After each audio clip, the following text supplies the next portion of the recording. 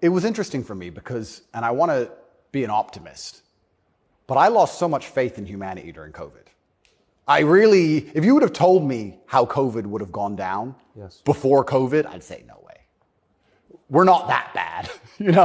I thought the people aren't that dumb. But when I experienced COVID, it's actually scary. You see how the Nazis managed to do what they did. You see how they managed to put people in concentration camps. You see it. And I had a very unique view of COVID because in the first days of COVID, when people were falling over in China and the Italian hospitals were overrun, at the height of the panic, when most people believed, because it was the very beginning, early stages, my brother and I had a very logical conversation and said, we're two military-aged men in very good physical condition. If we die of this, the world's over. If it can kill us, it's zombie apocalypse. So why are we going to live in fear?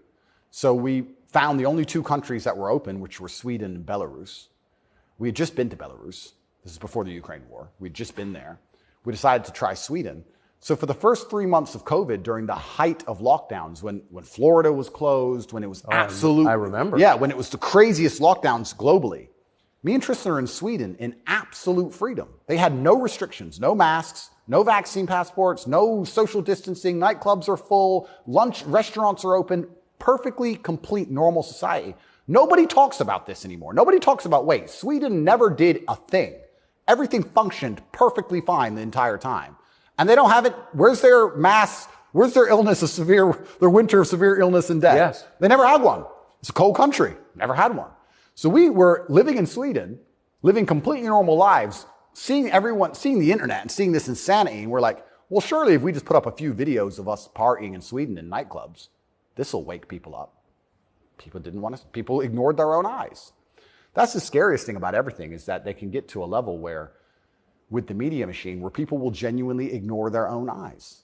I don't understand how you can get people so brainwashed that they will see that the sky is blue, and then they'll watch that the sky is green, and then they'll look at it again and go, the sky's green.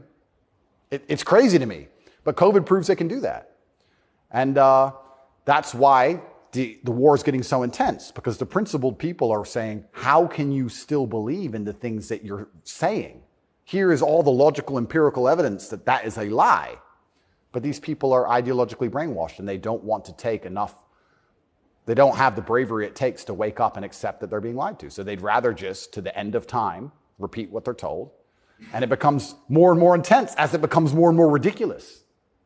That's so scary. As it becomes more and more ridiculous, the more intense both sides get. Yes. Right? So what the